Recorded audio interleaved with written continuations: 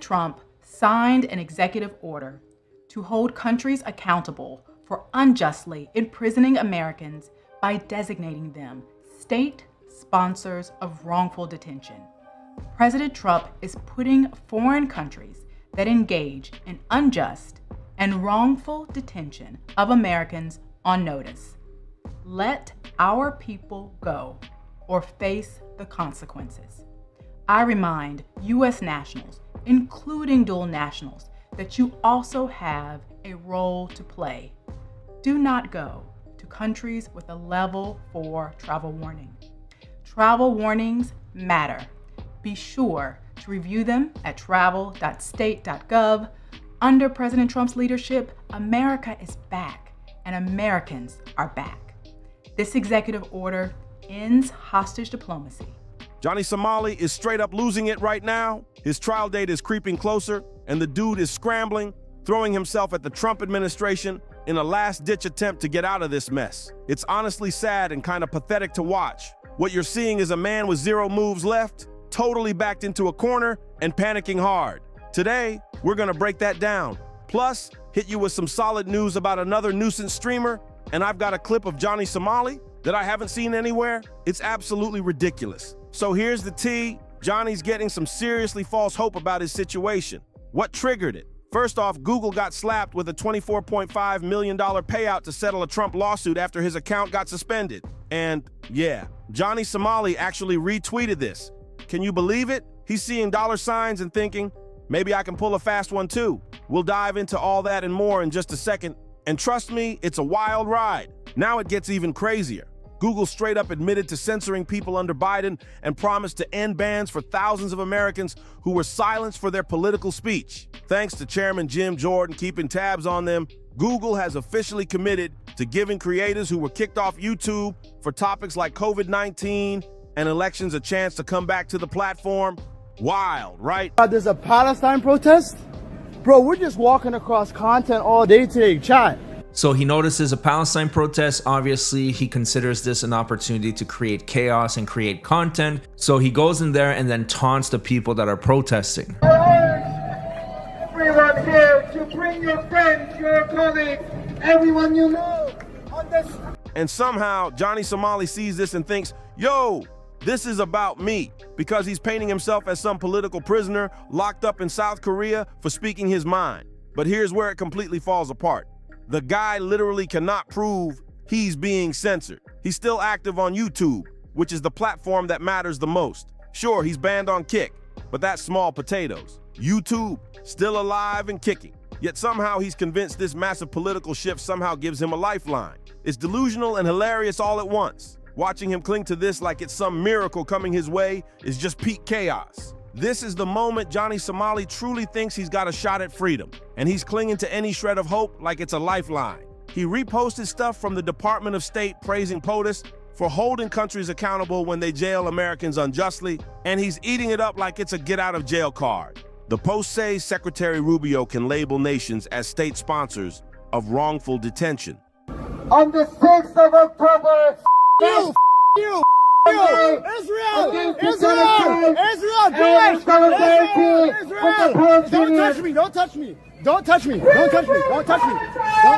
Don't touch me! Don't touch me! Don't touch me! I'll call the police! Don't touch me! I'll call the police! Don't touch me! I'll call the police! I'll call the police! Don't touch me! I'll call the police! I'll call the police! Don't touch me! Don't touch me! I'll call the police! Jewish Israel! And anyone who uses an American as a bargaining chip will pay the price. Let our people go or face the consequences. And Johnny even reshared the line about President Trump signing an executive order to fight wrongful detention of U.S. nationals abroad. He's hyped like this directly helps him, but that's pure wishful thinking and peak desperation. Economic sanctions, visa bans, and cuts to foreign aid are just the kickoff. And that's only the start of the fallout for rogue actors who mess with Americans. Big consequences are lined up to make examples out of anyone who treats U.S. citizens like bargaining chips. And the message is loud and clear. Americans come first. Now we roll the clip and watch the evidence. Johnny Somali thinks this whole playbook somehow saves him, but that's straight up wishful thinking and pure delusion. This clown is absolutely losing it. Johnny Somali seriously thinks he's some kind of hostage trapped in a foreign country. But let's be real. There's no travel ban, no travel warning, nothing. South Korea isn't holding him hostage. In fact, you don't even need a visa to visit for a short time thanks to the ESTA visa waiver. That's right. He could go and stroll around Seoul like any regular tourist. This proves that South Korea isn't violating human rights, not even close. Now, let's talk about Johnny Somali's Discord because the chaos there is next level.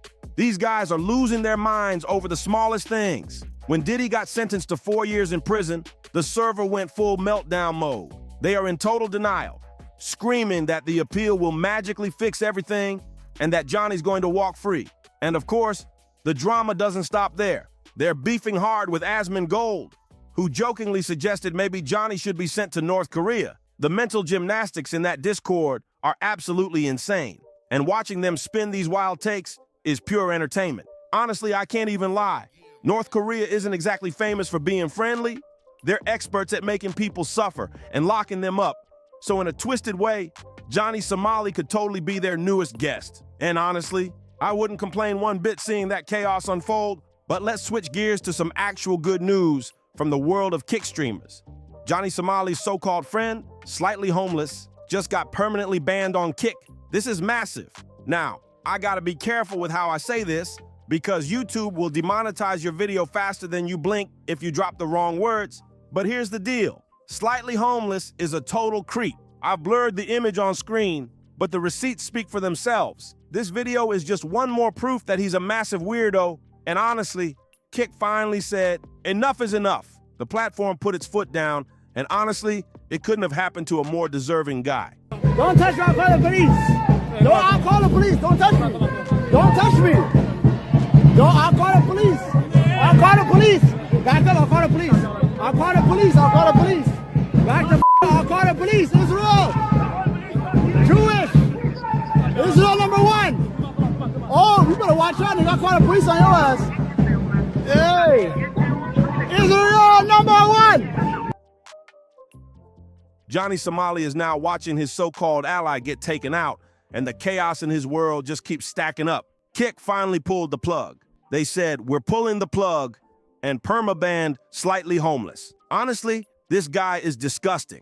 And now it makes total sense why he and Johnny Somali get along so well. They're cut from the same cloth. Of course, Johnny Somali has pulled similar stunts himself, but by that point, he was already banned on Kick, so he couldn't exactly brag about it. Instead of keeping it simple and saying, one more creep gone from Kick, great news, he tried to turn this into some kind of PR stunt. He tweeted, homeless perma-ban, welcome to the team, I love you all. Don't think I forgot about you. Then he added, imagine if me and Gino did that.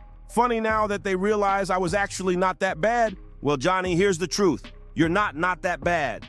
You're just as terrible as Slightly Homeless, maybe even worse. The delusion is real, and the way he's trying to spin this as a victory, hilarious chaos at its peak. There are literally so many clips of Johnny Somali doing the exact same messed up stuff, so don't think he's above it. He's not, plain and simple. Did you not see? I'm calm. You, Israel #1, Jewish. He came to me. He came to me. Why are you supporting them? This is crazy. Huh? He tried to attack me, and I'm not being violent. I'm peaceful. Why are you letting him come and attack me? I'm peacefully allowed to be here. What's the problem? Am I breaking a law? Yes, kind of breaking law. What law? Yeah, they are the legal protesting. The hypocrisy is insane. And now he's trying to scrub his image by re-uploading old clips on YouTube, acting like he's some kind of good guy. I thought I'd seen almost all of them. But there's one that completely caught me off guard. Turns out, he didn't just get owned once at a Palestine protest. Oh no, there's another wild incident. At this second protest, someone actually spat in his face, and guess what he did? He ran straight to the cops. Watching that unfold is pure comedy. The dude talks a big game online, but in real life, total chaos and instant panic. It's hilarious watching him try to play tough, only to completely implode in public. Johnny Somali's clips just keep giving, and this one is peak ridiculousness. So, Johnny spots a Palestine protest, and of course, he thinks this is his golden chance to stir up chaos and grab some content for clout. He waltzes right in, acting like he owns the place, and starts taunting the protesters like it's some kind of game. Total chaos energy and, honestly, the setup for absolute disaster. I have no idea why Johnny Somali even reposted this. It makes him look like the ultimate beta. He's straight up baiting a confrontation, practically begging to get attacked. And of course, when someone finally does exactly what he's been asking for, what does he do? He runs crying to the cops. This guy looks like a massive coward, no other way to put it. Now he's planning to claim that someone spat on him and wants to press charges like he's some kind of victim. But legal,